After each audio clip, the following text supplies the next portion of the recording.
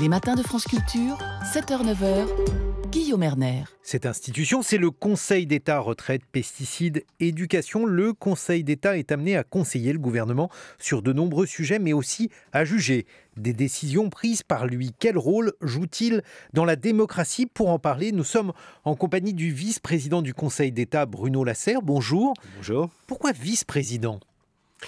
C'est un clin d'œil justement à l'histoire du Conseil d'État et au rôle qu'a joué Napoléon qui a, avec un certain génie, s'est appuyé sur les institutions de la France de l'Ancien Régime qui remontent au fond des âges pour recréer ces institutions. Le Conseil d'État, c'est le successeur du Conseil du roi qui, dans la France féodale, conseillait le roi sur les affaires du royaume et Napoléon a modernisé cette institution, lui a donné aujourd'hui son ancrage moderne, mais finalement personne n'ose aujourd'hui s'asseoir dans le fauteuil du roi et c'est un clin d'œil, il y a un vice-président qui préside en réalité.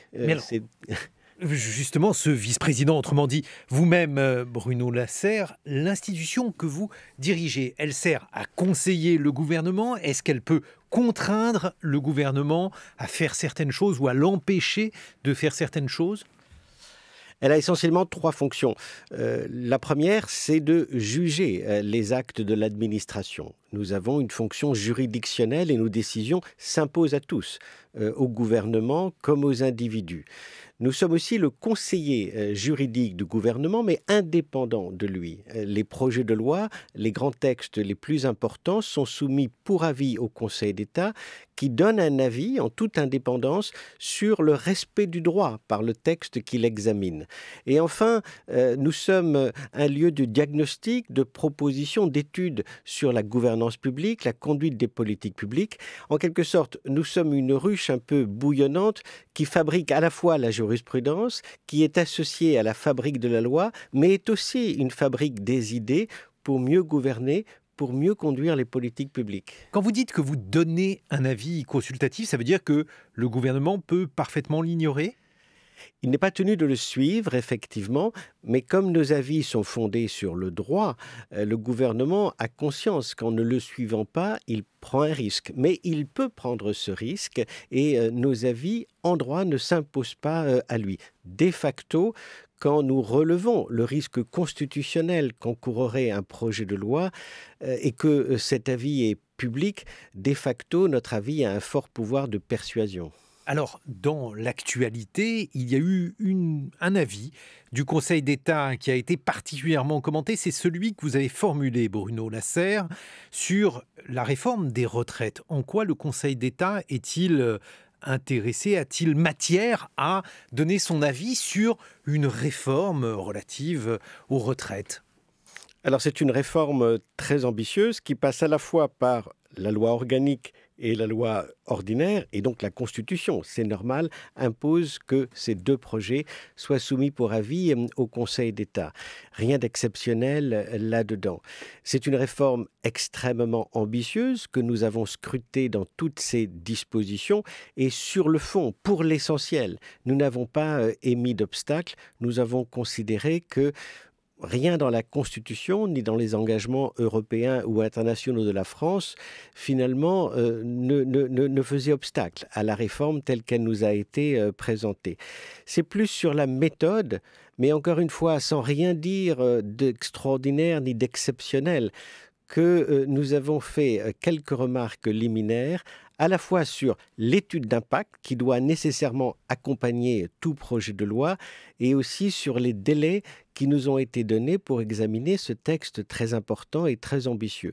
Sur l'étude d'impact, depuis 2008, la Constitution exige que tout projet de loi soit accompagné d'une étude d'impact qui justifie le projet par rapport à d'autres options qui auraient pu être envisagées, en quelque sorte oblige le gouvernement à présenter, à justifier le choix qu'il fait, à accompagner toute une série de données économiques, financières, pour mesurer l'impact de la réforme qu'il entend mener.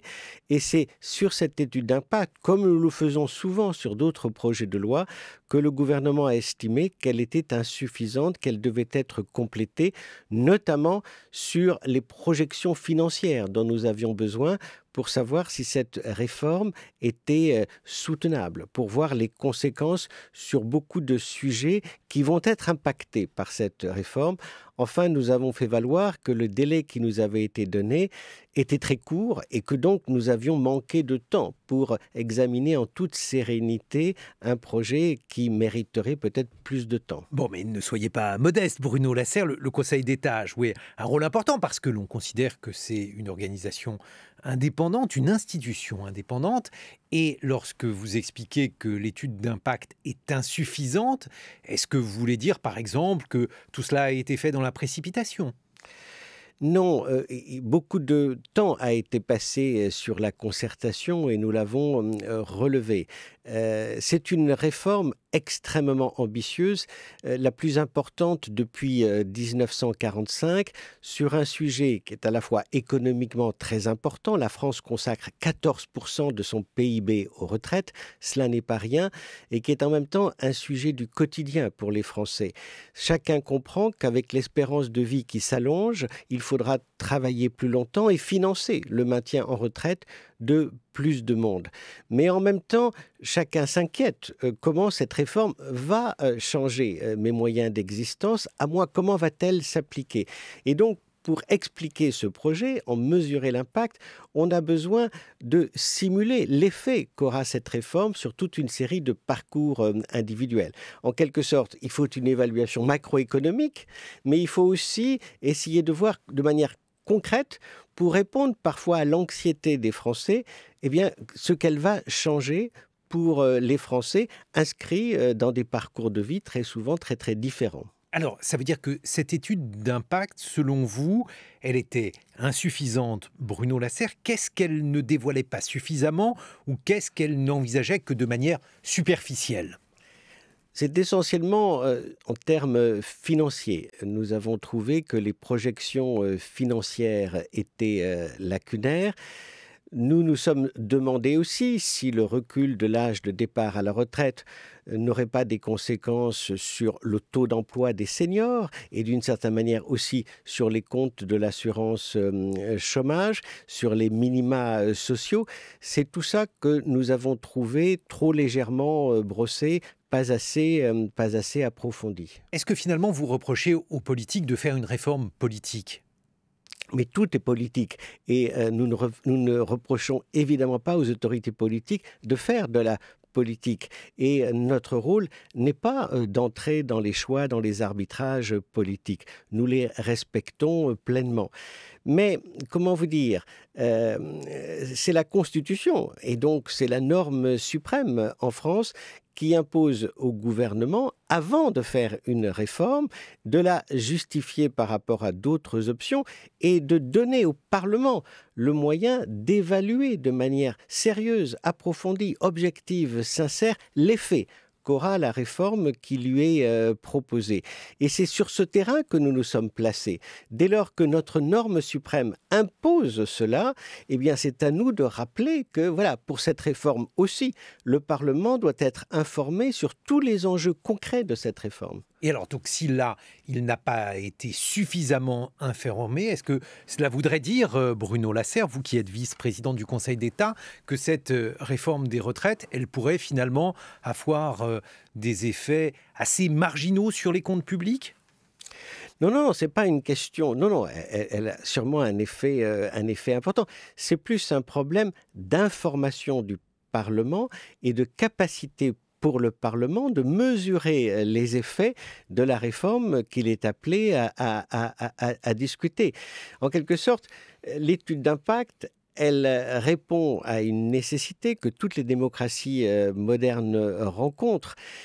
Comment prendre parti sur des réformes complexes sans mesurer concrètement les enjeux économiques, financiers, sociaux qu'elle recèle. C'est ça. Et finalement, avant d'entrer dans une réforme en votant tel ou tel article, est-ce que je ne dois pas avoir une vision complète, globale, de l'effet de ce que je vais voter.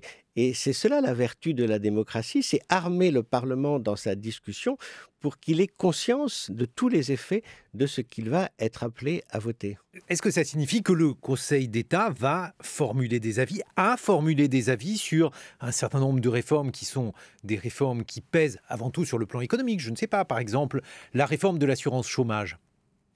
Alors, la réforme de l'assurance chômage, nous avons été consultés puisque du fait de l'échec des partenaires sociaux pour se mettre d'accord, c'est le gouvernement qui a fixé les règles dans un décret et ce décret doit être soumis au Conseil d'État. Nous l'avons examiné l'été dernier. Alors là, l'étude d'impact n'est pas obligatoire puisque ça n'est pas un projet de loi, mais nous avons souhaité que le gouvernement nous donne toute une série d'informations dont nous avions besoin pour comprendre l'objectif de cette réforme et mesurer là aussi les effets concrets qu'elle aurait. C'est toute la culture de l'évaluation qui est nécessaire en France et qu'il faut renforcer. Est-ce que ça signifie par exemple que vous n'avez pas les mêmes observations à faire sur cette réforme de l'assurance chômage que sur la réforme des retraites, Bruno Lasserre ? Elle se situe, encore une fois, juridiquement différemment, puisque l'une est un projet de loi avec une étude d'impact nécessaire, et les remarques que nous avons faites portaient plus sur le contenu de cette étude d'impact, alors que pour l'assurance chômage, il s'agissait de voir si le décret proposé par le gouvernement respectait la Constitution, respectait la loi, respectait aussi les engagements européens et opérait en quelque sorte une pesée équilibrée entre les différents intérêts en présence. Comment vous y prenez-vous au Conseil d'État pour faire ces études d'impact, alors qu'apparemment le gouvernement n'aurait pas ou ne voudrait pas avoir les moyens de mener à bien complètement ces études d'impact, si je reprends votre argumentation pour la réforme des retraites, Bruno Lasserre? Alors, ce n'est pas à nous à faire les études d'impact. Justement, la force de la réforme qui a été menée en 2008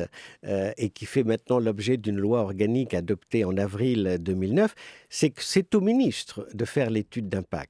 C'est à lui, lorsque une réforme est envisagée, de situer le projet qu'il présente par rapport à d'autres options qui auraient pu être envisagées et d'indiquer les conséquences financières, économiques, sociales du choix qu'il a fait. Il est l'auteur du projet, il va le défendre devant le Parlement et c'est lui qui est comptable de cette étude d'impact. Certes, il peut s'appuyer sur l'expertise de sa propre administration, mais aussi de laboratoires de recherche ou d'experts à l'extérieur de l'administration, mais in fine, il est responsable politiquement de la réforme qu'il porte. Et nous sommes en quelque sorte un observateur indépendant, scrupuleux, qui vérifie que le droit est respecté et que donc les prescriptions de la Constitution et de la loi organique sont respectées par le gouvernement avant qu'il n'adopte ce texte. Et nous invitons donc le gouvernement à compléter l'étude d'impact si nous estimons qu'elle est insuffisante, mais ce n'est pas à nous à la faire à la place du gouvernement. Lorsqu'on vous a reproché, pas à vous Bruno Lasserre, mais à l'institution que vous dirigez, autrement dit au Conseil d'État, de faire de la politique, qu'est-ce que vous avez répondu? Qu'est-ce que l'on peut répondre à ce type de critique? Tout le monde sait que nous ne faisons pas de la politique, nous nous situons hors du jeu politique. Nous disons le droit de manière sereine, sans aucune arrière-pensée, et nous respectons le droit qui est l'œuvre des autorités démocratiquement investies, qui ont été élues par le suffrage universel. C'est la Constitution, c'est la loi organique, c'est la loi, ce sont les traités européens qui ont été négociés par la France. Nous sommes les garants de l'état de droit. Et l'état de droit, c'est aussi l'État qui se soumet à la règle de droit sous l'œil indépendant d'un conseiller, le Conseil d'État, qui lui tient ce langage de vérité et qui lui rappelle la règle de droit. Dans les négociations qui sont en cours avec les associations, avec les organisations syndicales au sujet des retraites, Bruno Lasserre, est-ce que vous voyez les signes ou les conséquences de ces observations que vous avez émises au sujet de la réforme des retraites ? Moi, je ne peux que me réjouir que les avis que nous rendons, qui sont quand même assez austères et assez longs, en l'espèce 63 pages, soient lus, utilisés, commentés. C'est reconnaître au Conseil d'État une place dans le débat public et je ne peux que m'en réjouir. C'est le président Hollande qui, en 2015, a décidé pour la première fois, en rompant avec une tradition très ancienne, de publier dorénavant les avis que rend le Conseil d'État sur les projets de loi. Et cette publicité, il faut le reconnaître, a changé la place du Conseil d'État. Nous étions dans un dialogue secret avec le gouvernement. Maintenant, nos avis peuvent être lus par tout le monde. Ils sont accessibles par Internet, utilisés, commentés dans le débat public, utilisés par le gouvernement comme l'opposition dans le débat parlementaire. Et c'est aussi important pour faire en sorte que, eh bien, finalement, chacun ait conscience des contraintes juridiques qui pèsent sur telle ou telle réforme. Oui, mais alors ça change complètement votre représentation, en tout cas la représentation qu'on peut se faire du Conseil d'État, Bruno Lasserre. On a même pu dire que vous étiez une sorte de contrepoids politique au macronisme, c'est-à-dire qu'un gouvernement qui voudrait, par exemple, réformer rapidement la France, eh bien, il trouverait face à lui le Conseil d'État. Non, ça n'a pas de sens. Nous sommes un contrepoids, bien entendu, en tant que nous rappelons les exigences du droit. Nous rappelons encore une fois qu'au-dessus de la loi, il y a la Constitution, les engagements européens. Et donc, d'une certaine manière, ce que nous faisons, c'est que, comme un conseil, nous aidons le gouvernement à maîtriser les risques juridiques. N'oubliez pas que le Conseil constitutionnel peut être saisi une fois la loi votée sur le respect par le législateur de la Constitution, et il est normal que le gouvernement ait connaissance des risques qu'il court avant de faire voter la loi, au moment où il l'adopte. Eh bien, nous lui servons de conseiller pour lui dire en toute franchise, là, vous pouvez y aller, ou là, au contraire, vous prenez un risque si vous utilisez telle ou telle voie, si vous prenez telle ou telle direction. Et finalement, comme un conseil, je pense que nous sommes une institution qui sert la réforme parce qu'elle va permettre au gouvernement de choisir la voie la plus raisonnable et la plus sûre sur le plan juridique. Mais s'il ne veut pas être raisonnable, s'il considère par exemple qu'il serait déraisonnable précisément d'être raisonnable, de prendre son temps, alors il vous trouvera face à lui. Mais la politique, c'est aussi la prise de risque et il est normal que le gouvernement prenne ces risques. Encore une fois, nous mettons sur la table un certain nombre d'arguments. Il les suit, il ne les suit pas et in fine, il prend ces risques. C'est la vie et c'est la vie politique. 7h-9h, les matins de France Culture, Guillaume Erner. 8h21, la haute fonction publique, une réforme à pas feutrée, dit Stéphane Robert. Vous êtes notre invité, Bruno Lasserre. Vous êtes vice-président du Conseil d'État, un Conseil d'État qui fait partie précisément de cette haute fonction publique. Et vous êtes ancien élève de l'ENA. Votre point de vue sur ce que vient de dire Stéphane Robert et cette réforme qui semble en partie vidée de sa substance? Non, pas vidé de sa substance. J'ai écouté avec intérêt, évidemment, votre chronique. Il se trouve que je suis aussi président du conseil d'administration de l'ENA, une école que j'ai vu beaucoup bouger en 2 ans. Et je ne crois pas qu'il faut jeter le bébé avec l'eau du bain. À titre personnel, je suis pour la réforme. Je pense que la France bouge, la France change et la haute fonction publique doit aussi changer. Et je pense que elle doit, comme la commande du rapport Thiriet l'a dit, plus ressembler à la France d'aujourd'hui dans sa diversité sociale et géographique. Et sinon, c'est effectivement le refus des élites. Il faut que la France soit fière de ses élites, mais que ces élites lui ressemblent. Il faut aussi plus de brassage. Aujourd'hui, chaque école forme dans son silo, pour reprendre votre expression, dans son couloir de nage. Or, aujourd'hui, la force d'une fonction publique, c'est la capacité à travailler avec d'autres sur des projets collectif. Il faut briser ce sentiment de solitude, de l'entre-soi, pour forcer les futurs hauts fonctionnaires à mener sur le terrain des projets qui vont justement transformer la réalité de tous les jours, perceptible par les Français, avec des gens différents. Il faut aussi que la fonction publique, le service de l'État reste attractif. L'État est mis en compétition aujourd'hui avec d'autres et il faut que l'État soit capable de faire venir pour son service les meilleurs. Et il faut donc que les parcours soient plus attractifs, que les carrière soit attractive, que chacun puisse avoir des espoirs de mener des parcours intéressants, attractifs tout au long de la vie professionnelle. Et je pense que dans ce qui est annoncé, il y a beaucoup de bonnes choses. La multiplication des classes égalité des chances, l'introduction de quotas de boursiers obligatoires dans les classes préparatoires aux grandes écoles de la fonction publique, l'idée du tutorat par exemple, que dans les collèges, dans les lycées, on vienne parler du service de l'État pour que les jeunes aient envie de servir finalement l'intérêt général. Tout ça est excellent. Il faut aussi que la formation soit moins académique. Aujourd'hui, nous avons trop de culture de la norme. On apprend à écrire des textes, mais ce que demandent les Français, c'est que la haute fonction publique soit capable de transformer leur vie quotidienne, leur réalité sur le terrain. Il faut donc aussi changer la formation. L'État marche. L'ENA n'a pas échoué, n'a pas failli, mais 75 ans après sa création, il est normal aussi qu'on l'adapte au temps d'aujourd'hui. Oui, mais alors, si on prend par exemple tout ce qui a été abandonné, ce qui était dans le rapport Thiriet, qui n'est plus retenu, semble-t-il, par le gouvernement, tel que le disait Stéphane Robert, par exemple, le classement de sortie, par exemple, la fameuse épreuve de culture générale, comment aboutir à cet objectif de diversité si finalement toute la structure est maintenue avec ce classement de sortie, avec cette manie française des diplômes qui vous accompagne donc depuis votre enfance jusqu'à votre retraite? Mais le classement en tant que tel, il n'est pas forcément critiquable.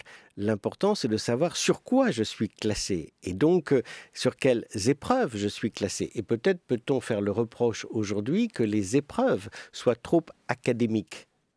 Et que peut-être il faut changer la nature des épreuves, et c'est plus ça. Mais le classement, c'est aussi les mérites, c'est la méritocratie.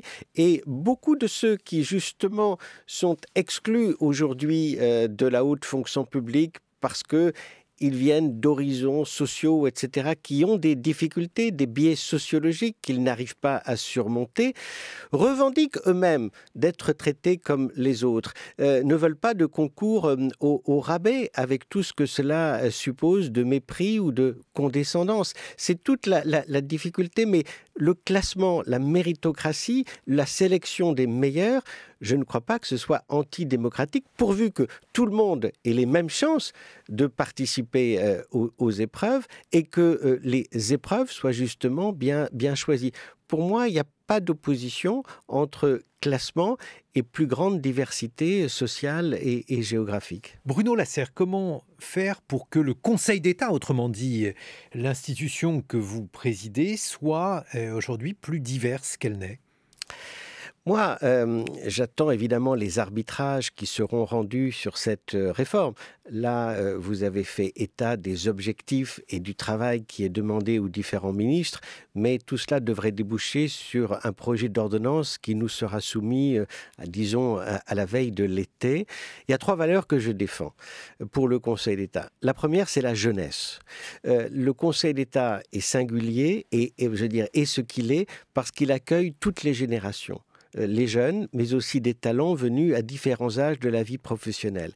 Et cette présence de la jeunesse au sein du Conseil d'État, c'est le gage aussi d'une institution qui se secoue, qui est stimulée par l'arrivée des jeunes, qui apporte le vent frais d'une société en mouvement. C'est très important. La deuxième valeur, c'est l'indépendance. Quand vous avez dit que le Conseil d'État était protégé par la Constitution, c'est parce qu'il exerce des fonctions juridictionnelles, il juge les décisions de l'État, et pour qu'il le fasse en toute sérénité, en toute indépendance, il doit avoir des garanties de carrière qui ne peuvent pas être les mêmes nécessairement que ceux qui servent dans l'administration active. Enfin, la troisième valeur, c'est l'ouverture. Pour moi, juger l'administration, conseiller l'État, jouer un rôle dans la réflexion sur la gouvernance et les politiques publiques, ça suppose d'être soi-même ouvert, d'avoir des gens qui n'hésitent pas à sortir de leur zone de confort pour prendre des responsabilités. Oui, moi j'encourage les allers-retours entre les fonctions au Conseil d'État et les fonctions plus actives exposées au risque et à la prise de responsabilité. Mais alors, est-ce que concrètement, Bruno Lasserre, on peut imaginer qu'une personne qui ne soit pas diplômée de l'ENA, qui ait même peut-être une carrière atypique ou qui ait eu un cursus scolaire atypique, intègre le Conseil d'État? Est-ce que c'est le cas aujourd'hui? Aujourd'hui, le président de la section du contentieux, qui est sans doute une des fonctions les plus importantes au Conseil d'État, n'a pas passé l'ENA. Il est passé par les IRA, est devenu conseiller de tribunal administratif, a été intégré parce qu'il est excellent et a été détecté comme un potentiel de très fort talent. Aujourd'hui, dans le Conseil d'État, 60% viennent de la botte de l'ENA, mais 40% ont été intégrés parce que justement, ils enrichissaient l'institution par la connaissance de l'administration qu'ils apportaient, par des parcours individuels différents, singuliers. C'est ça la force du Conseil d'État, on l'oublie. Mais alors, évidemment, il faut, j'imagine, un cursus en droit, ou en tout cas une connaissance de la haute fonction publique, mais est-ce que ceci ne pourrait pas s'acquérir d'une autre manière qu'avec ces instituts qui préparent à la haute fonction publique, Bruno Lasserre? Soyons clairs, il y a dans le monde différents modèles pour former ceux qui choisissent le service de l'État. Il y a le modèle britannique, vous pouvez être docteur en histoire de l'art, en physique, en chimie, en mathématiques. On considère que parce que vous venez des bonnes universités, que vous avez un diplôme universitaire, vous êtes repéré comme étant talentueux et on vous jette dans la marmite, vous apprenez sur le tas. Il y a un autre modèle qui est un modèle qu'on voit dans beaucoup de pays. On choisit les serviteurs de l'État dans les business schools, exactement comme les entreprises. La France a fait un choix différent, et c'est le général de Gaulle qui l'a fait. C'était un choix profondément moderne. Il a créé l'ENA pour démocratiser la fonction publique et justement sortir de l'entre-soi où c'était les institutions qui cooptaient leurs membres sur, comment vous dire, on choisissait ceux qui nous ressemblaient. Et c'était le reproche qu'on pouvait faire de dynastie de conseillers d'État, d'inspecteurs des finances, parce que voilà, quand on repérait les codes, ceux qui étaient à l'aise, et l'ENA, justement, a été une formidable promesse de démocratie. C'est l'ENA qui a fait entrer les femmes dans la haute fonction publique, qui a démocratisé profondément l'accès à la fonction publique, et il faut le reconnaître. Moi, en tant que président du conseil d'administration de l'ENA, je voyage, et chaque fois que je vais à l'étranger, je rencontre les anciens élèves ENA étrangers. Je l'ai fait en Chine, je l'ai fait au Mexique.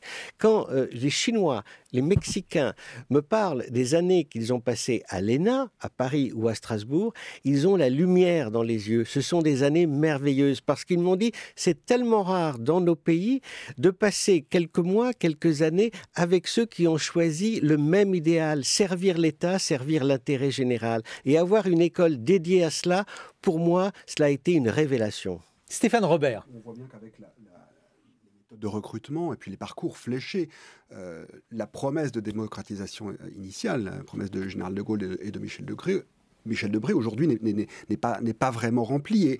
Et ce que propose ce rapport, et ce qu'on en fera, on verra évidemment au mois d'avril, puisque c'est en avril que sont attendues les conclusions et les décisions, mais il n'y a pas de quoi véritablement bouleverser tout ça. Je ne le pense pas. Enfin, je pense que la multiplication des classes, égalité des chances, soyons clairs, il ne faut pas faire porter à l'ENA des reproches qui sont en réalité plus larges. La question de la démocratisation, la question des obstacles et de l'insuffisance de peut-être de démocratisation sociale, c'est un reproche que l'on peut faire à l'ensemble de l'éducation nationale. C'est souvent en amont. Et quand vous regardez Polytechnique, eh bien, Polytechnique comporte les mêmes biais sociologiques que l'ENA ou les grandes écoles. C'est pareil pour HEC, c'est pareil pour l'ESSEC. C'est pareil d'une certaine manière aussi pour l'université. Il faut que la France regarde toute la chaîne de l'éducation et voit où sont les obstacles aujourd'hui. Mais j'ai visité et j'ai rencontré ceux qui ont promu les classes préparatoires à l'intégration pour l'ENA et les écoles de la fonction publique. j'ai discuté avec ceux qui ont suivi ces écoles et aujourd'hui ont réussi les concours d'entrée dans la fonction publique. J'ai été, mais franchement, émerveillé. Les classes égalité des chances portent aujourd'hui de bons résultats. En faire 20, en créer 20, je crois que c'est une promesse importante, une promesse solide. C'est des petits pas, mais je pense que l'on va dans la bonne direction. Mais il y a aussi une demande, comme Stéphane Robert, dans son billet politique, la manière dont cette réforme de l'État et de la haute fonction publique a été pensée dans la crise des Gilets jaunes. Cette crise des Gilets jaunes, elle dit finalement qu'il y a une exigence aujourd'hui d'horizontalité, c'est-à-dire qu'un citoyen a la faculté de donner son avis, même s'il n'a pas, a priori, la technicité requise traditionnellement. Et c'est par exemple dans la Convention pour le climat, où 150 citoyens ont été tirés au sort, c'est précisément cela. Est-ce qu'on peut imaginer la même chose au Conseil d'État, Bruno Lasserre ? Mais moi, je suis pour le débat. Je vais vous dire, au Conseil d'État, j'ai demandé, on a mis 60 personnes pour analyser toutes les contributions des Français au grand débat. Je dis, il y a des choses intéressantes, il faut les voir. Et nous avons passé du temps, par des mots-clés, à voir comment nous étions jugés par les Français dans les contributions à ce grand débat. Il y a des pépites, et tout ce qui concerne à faire de la pédagogie, aller à la rencontre des Français, tenir et saisir les idées qu'ils nous donnent, tout ça est excellent. La haute fonction publique ne peut pas être murée dans son camp avec des cloisons étanches. Elle doit résonner avec la société. Tout cela est excellent. Et je peux vous dire que sur des sujets que nous avons traités, la bioéthique, nous travaillons en ce moment sur l'évaluation des politiques publiques, nous faisons venir des chercheurs, nous faisons venir les représentants des églises, des différents courants de pensée, des professeurs de l'hôpital, l'hospitalier, etc. Nous essayons de prendre aussi le pouls de la société. Un juge, un conseiller doit aussi, d'une certaine manière, mesurer les enjeux concrets de ce qu'il fait. Tout ça, c'est bien.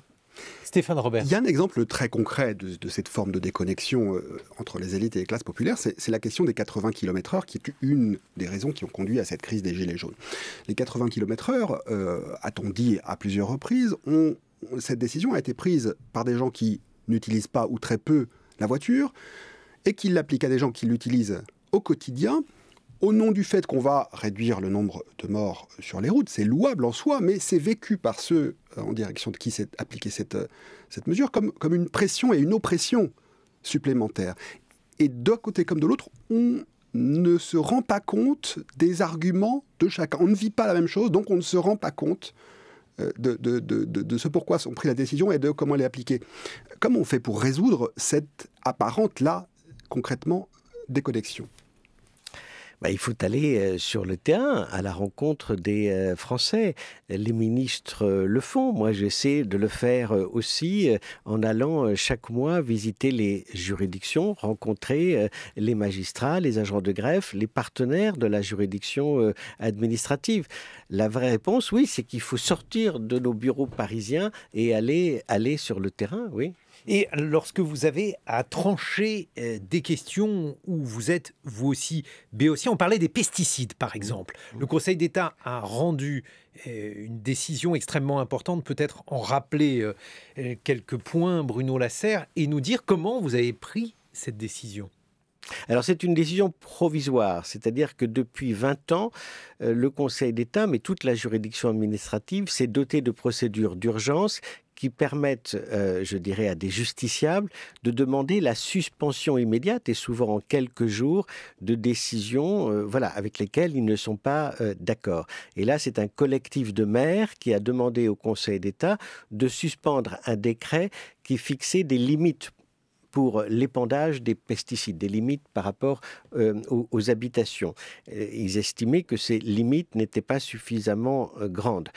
Et là, ce qu'a fait le Conseil d'État, c'est de dire, en l'état du dossier et de ce que je sais, les risques pour la santé ne sont pas suffisamment étayés, et donc il n'y a pas d'urgence à suspendre dans l'immédiat ces règles du jeu.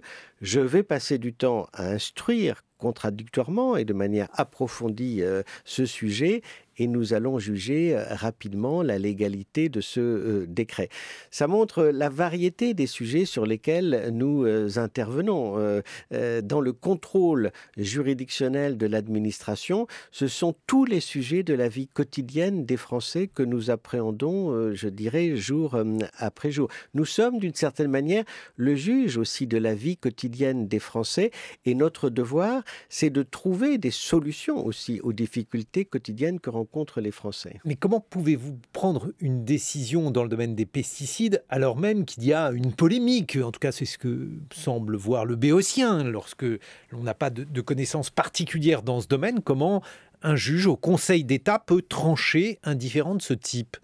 Par l'écoute, la contradiction, nous mettons en présence les thèses, nous les confrontons et nous disons le droit à partir de ce que nous dit le dossier, les échanges de mémoire, mais aussi la confrontation orale, puisque c'est une chose propre aux procédures d'urgence, mais que je souhaite encourager et développer de manière plus approfondie au Conseil d'État. L'oralité, le débat, la confrontation fait aussi surgir la vérité. Nous ne pouvons pas être les experts de tout. Nous ne sommes pas, je dirais, omnicompétents sur tous les sujets, mais de la confrontation naît d'une certaine manière la vérité et le chemin raisonnable. Est-ce que le Conseil d'État pourrait devenir, je ne sais pas, une sorte de think tank d'État? Je ne sais pas si ça peut exister, en tout cas une boîte à idées, Bruno Lasserre. Oui, je pense que le Conseil d'État peut être une fabrique d'idées qui peut aider l'État à améliorer sa gouvernance publique et à mieux conduire les politiques publiques. Nous avons par exemple publié récemment un rapport sur l'expérimentation. L'expérimentation, c'est un nouveau mode de gouvernance, d'action publique par la preuve. C'est-à-dire, on teste, on mesure, on avance, on recule, on adapte. C'est une méthode en quelque sorte agile qui, au lieu de changer de manière abstraite la règle, veut sur le terrain mesurer ses effets avant de généraliser ou au contraire d'abandonner. Et nous venons de publier une étude extrêmement intéressante pour guider ceux qui veulent expérimenter à mettre bien en place ces expérimentations, à les évaluer de manière, je dirais, sincère et d'une manière à bien choisir les sujets sur lesquels on peut expérimenter. D'autres sujets sur lesquels nous avons travaillé, la réforme des lois de bioéthique. C'est le Conseil d'État qui, d'une certaine manière, a ouvert les choix possibles lors du débat sur la bioéthique. Nous sommes une institution et ça m'a fait plaisir de voir que dans les contributions au grand débat post-Gilets jaunes, c'était un peu la façon dont les Français voyaient le Conseil d'État. Nous sommes une institution qui, à distance des convictions, des passions qui déchirent l'espace public, nous pouvons être une institution qui patiemment crée les règles du vivre ensemble. Et les thèmes sur lesquels cette fabrique des idées s'est illustrée, c'est les thèmes de la bioéthique, c'est les thèmes de la laïcité, par exemple, sur lesquels le Conseil d'État a joué un rôle très très important. C'est le thème du numérique aussi, par exemple. Rappelez-nous sur la laïcité, quel a été le rôle du Conseil d'État? C'est le Conseil d'État qui, dans un avis célèbre, a pris parti sur la question du port des signes religieux dans l'espace public. Par sa jurisprudence, a fixé les curseurs sur toute une série de sujets très quotidiens, l'accès à la piscine, les menus des cantines scolaires, la possibilité pour les maires d'installer des crèches. Tous ces sujets, c'est le Conseil d'État qui a patiemment, en quelque sorte, créé les conditions du vivre ensemble, mais aussi a publié une étude célèbre sur un siècle de laïcité, où il a montré que finalement, cette laïcité ouverte, tolérante, qui est celle de la loi de 1905, pouvait continuer à guider notre société. Même chose sur des sujets qui concernent la protection des données, le numérique, les droits et libertés sur le numérique. Le Conseil d'État, sur beaucoup de sujets, a fait un travail intéressant pour construire aussi, là encore, les règles du vivre ensemble. Et justement, sur la question du numérique et de la protection de la vie privée, quand peut-on fixer une limite à la fois à la protection de la vie privée et puis à la protection de la liberté d'expression sur Internet, Bruno Lasserre? Je crois que Internet ne peut pas être un espace de non-droit. Et d'une certaine manière, il faut là aussi concilier les droits de chacun, la liberté d'informer, la liberté de s'informer, donc d'accéder à l'information, mais aussi à la protection d'un certain nombre de valeurs auxquelles tient la société. Je dirais, permettre des contenus haineux, des contenus racistes, des contenus qui explicitement appellent à la violence et à la stigmatisation. Pourquoi cela serait possible sur Internet et pas ailleurs? Donc d'une certaine manière, il faut que Internet soit le lieu, comme je dirais la rue, l'espace public, où l'on puisse concilier ces droits et libertés fondamentales qui sont les conditions d'une société paisible, d'une société justement du vivre ensemble. Et la question de l'anonymat sur Internet qui, là aussi, est débattue en ce moment. Il y a de bonnes raisons de défendre l'anonymat sur Internet. Et puis, on entend dire qu'il est aussi à l'origine de toute une série d'abus. Qu'en pensez-vous, Bruno Lasserre? Un sujet très difficile, d'imposer, je dirais, à ceux qui s'expriment sur Internet de livrer leur nom. À l'inverse, pour ceux qui sont l'objet d'attaques anonymes, il faut permettre la possibilité de réagir, de contribuer au débat pour rétablir une certaine vérité. Ça suppose pouvoir accéder à un juge, pouvoir d'une certaine manière contester des affirmations pour que ceux qui utilisent Internet puissent faire la part des choses. Dernière question, Bruno Lasserre. Il y a aujourd'hui une crainte, pour certains en tout cas, c'est la crainte du populisme et d'un usage immodéré de la force, du pouvoir, une volonté de s'affranchir d'un certain nombre de lois dans la pratique démocratique qui, par conséquent, deviendrait moins démocratique. Est-ce que le Conseil d'État est armé dans cette hypothèse-là, si à l'avenir il y avait un risque politique de ce type? Oui, je pense que le Conseil d'État est installé comme un puissant rempart de l'État de droit, à la fois par la Constitution, par la coutume constitutionnelle qui a peu à peu dégagé des habitudes, comme dans toute organisation sociale, la famille, l'entreprise. La coutume constitutionnelle a installé le Conseil d'État et surtout, il existe au Conseil d'État, et c'est ce qui me réjouit et c'est ce qui le fait vivre, une culture de l'indépendance, de la rigueur, de l'impartialité, de la probité aussi et de l'intégrité, qui fait que, quoi qu'il arrive, le Conseil d'État restera une corde de rappel de la démocratie et de l'État de droit.